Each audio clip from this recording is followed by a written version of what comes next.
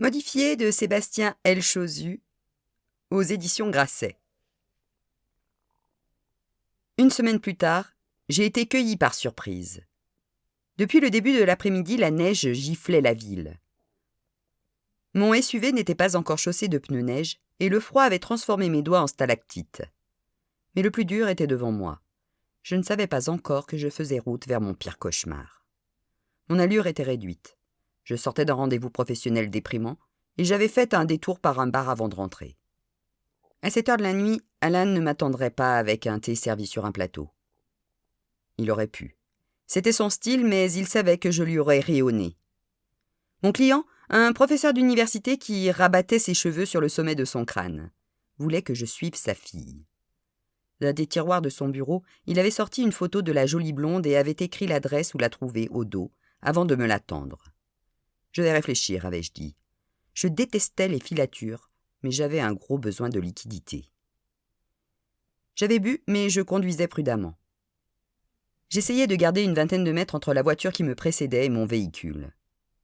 Le rayon d'action de mes essuie-glaces était réduit de moitié à cause de la neige qui s'accumulait sur les côtés de mon pare-brise. Un chasse-neige était passé peu de temps auparavant dans les rues de ce quartier nord de Saint-Georges, où Alan et moi avions acheté notre maison en même temps que le SUV. J'avais payé la maison et le SUV, qui pouvait faire penser qu'on avait des enfants. De son côté, Alan avait insisté pour régler la note du bateau vendu avec la maison. Un voilier d'une 30aine de pieds payé avec le salaire de misère que lui versait l'administration provinciale pour l'estimation des taxes foncières. Notre quartier bordait la rivière Saint-Georges. Avant ce jour, Alan n'avait jamais mis les pieds sur un bateau. Depuis, c'était un marin hors pair. C'est en tout cas ce qu'il disait à nos rares amis. Souvent, quand notre relation tournait au vinaigre, il menaçait d'aller vivre sur sa résidence secondaire. « Martha, tu vas avoir des vacances. Je fais mes valises. Je vais vivre sur mon voilier. » Il disait « mon voilier » et notre maison. Je l'encourageais à le faire, mais il me répondait généralement « Dès que le printemps sera là. » À sa décharge, 3 mois par an, l'hiver, la glace était si épaisse qu'il était possible de traverser la rivière en voiture. Notre maison n'avait rien de particulier, pas plus que notre quartier. Un chirurgien vivait à notre droite, un dermatologue à gauche, et en face, un pasteur avec ses 6 enfants. Je ne les ai jamais personnellement comptés.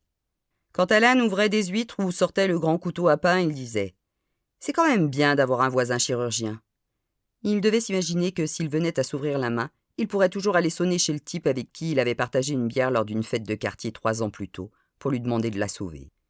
La naïveté n'était pas sa seule infirmité. Je le regardais parfois déambuler dans la maison. Lorsqu'il marchait, il n'engageait pas le haut de son corps. Son buste accusait toujours un retard sur ses jambes. De chaque côté, ses bras pendaient comme 2 morceaux de bois morts.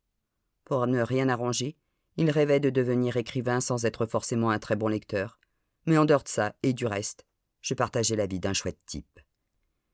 La voiture devant moi a tourné à droite et je me suis retrouvé seul sur Queen Street. Je passais habituellement par la rue parallèle. J'ai d'abord vu une forme sur la route. Le chasse-neige n'avait fait qu'un passage sur Queen, qui était en sens unique. La forme était sur le côté droit de la route. J'ai pensé que je pouvais passer sans la toucher. J'ai eu un doute. Et puis je l'ai vu bouger. Je ne voyais pas ce que c'était, une forme mal définie. De face, je crois, sans doute un animal. J'aurais pu l'éviter, la dépasser et regarder sa silhouette s'effacer dans mon rétroviseur. Mon hésitation m'a été fatale. La rue était en pente comme toutes celles plongeant vers la rivière. J'ai appuyé sur la pédale de frein. La voiture a glissé sur quelques mètres. J'ai relâché puis appuyé de nouveau. Comme je n'avais bu que 3 verres, je savais que je ne débloquais pas. Je voyais nettement une forme devant moi. J'avais d'abord cru à un animal en raison des grandes oreilles qui semblaient pendre de la tête, mais je n'étais pas très forte en animaux. Je ne les aimais pas, et ils me le rendaient bien. Alan avait 2 bichons. Je faisais régulièrement des rêves où les 2 bêtes m'attaquaient. Je me défendais avec des couteaux de cuisine et les 2 boules de poêle finissaient dans le four à micro-ondes ou dans le congélateur. Souvent, je faisais ces rêves en étant éveillée. Il aurait peut-être été plus juste de les appeler des projets. La voiture a encore dérapé, plus doucement cette fois. Je n'étais plus qu'à une 20aine de mètres de la chose. L'éclairage public à cet endroit était faiblard et le vent soulevait la neige par moments. J'y voyais mal.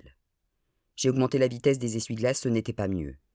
La voiture s'est arrêtée quelque part sur la neige damée, pas vraiment au milieu, ni tout à fait parallèle au trottoir que je devinais sous les congères. J'ai attendu que le vent se calme. Je suis passé plein phare et j'ai collé mon nez au pare-brise. Le quartier était résidentiel. L'été, à cause de la proximité de la rivière et du port de Plaisance, la circulation était plus dense. Une artère plus large menait au port où accostait le ferry, à quelques blocs d'ici. Le ferry était à l'arrêt depuis 1 mois. La glace était trop épaisse à cet endroit. « Alan !» j'ai dit en calant le téléphone entre mon oreille et mon épaule. Le givre grignotait l'intérieur de mon pare-brise que je grattais avec mes ongles pour espérer y voir mieux. Il a grogné. J'ai répété son nom. « Martha ! C'est toi, Martha ?» J'ai arrêté de frotter le pare-brise et regardé mes ongles couverts d'une pâte blanche. « Tu es déjà couchée ? Mon Dieu, Martha ! Tout va bien ? Merveilleusement bien. Qu'est-ce qu'il se passe ? C'est la neige ? Tu veux que j'appelle un taxi ? Alan ne conduisait pas. Un taxi, j'ai dit en haussant le ton. Non, Alan, je ne veux pas de taxi. Mon Dieu, Martha, qu'est-ce que tu veux ? Je travaille demain. Il y a quelque chose devant ma voiture. Quelque chose ? Quelque chose, quelqu'un, qu'est-ce que j'en sais ? Il a gardé le silence un moment. Bon, j'ai dit, tu m'aides pas beaucoup là. Je raccroche. Non, ne raccroche pas, s'il te plaît. Qu'est-ce que c'est cette chose ? Je sais pas. Non, dégage, descends de là. Je n'ai rien dit.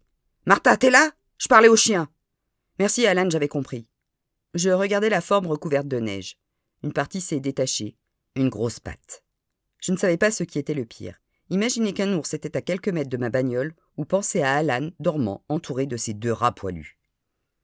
T'es où ? J'ai pensé à reculer. Je me suis souvenu qu'un type m'avait arraché mon essuie-glace arrière, une longue histoire. Descendre de voiture pour nettoyer mon pare-brise était hors de question. Je suis sur Crone. Il y eut un silence. Il se levait ou alors il s'habillait. Je ne savais pas s'il était toujours en ligne. C'est un animal, je crois, j'ai dit en approchant mon visage de la vitre. Mon Dieu, Martha, me dis pas que t'es bourré, pas un mardi soir.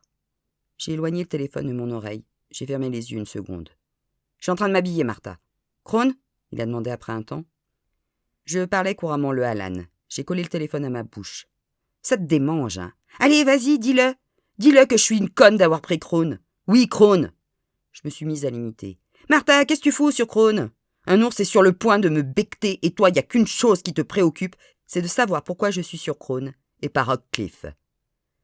Quelque chose, quelqu'un, un animal et maintenant un ours. Tu sais quoi ? Je suis habillée, tu ne bouges pas, j'arrive. Il a surgi par la rue de derrière. Il courait. Il avait mis moins de 2 minutes. La maison était à peine à 300 mètres d'ici. Entre-temps, il s'était mis à neiger plus fort. Le vent, lui, s'était calmé. Je n'avais pas éteint le moteur de la voiture. La chose n'avait pas bougé, ça me rassurait. Alan a contourné le SUV par la droite et il a frappé à la vitre. Il portait les moufles en laine que sa mère lui avait tricotées avant de mourir. J'ai déverrouillé la portière. Il est entré, s'est assis, a fait pouf et s'est tourné vers moi. C'est où ? J'ai augmenté la vitesse des essuie-glaces et j'ai pointé mon doigt en direction de la forme. Les essuie-glaces grinçaient sur la glace. Un peu plus loin, la neige recouvrait pratiquement la chose. Il a suggéré. Un bonhomme de neige ? C'est ça, un bonhomme de neige en plein milieu de la route. Pourquoi pas ?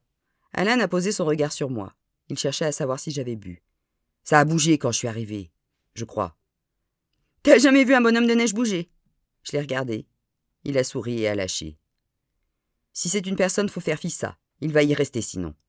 J'ai ouvert la portière et je suis descendu sans la refermer derrière moi. Attends-moi ! Il m'a rejoint 2 secondes plus tard. J'avais déjà fait quelques pas. Bon, ce n'était pas un ours. Les ours ne s'aventurent pas dans les villes. Quand j'ai été assez près, je me suis tourné pour voir où était Alan. Son visage était voilé par la neige. Je me suis alors retourné et j'ai senti que quelque chose avait changé. J'en étais certaine. La neige m'empêchait de voir quoi, comme elle m'empêchait d'entendre. Je devinais seulement les mouvements d'Alan qui s'était arrêté derrière moi. Sa respiration était lourde. « Martha ! Mon Dieu, Martha !»« Quoi ? À la voiture ! À la voiture !» C'est là que je l'ai vu. Il faisait largement plus de 2 mètres. Il s'était brusquement redressé et il me surplombait. La chose était bien vivante et n'était visiblement pas humaine.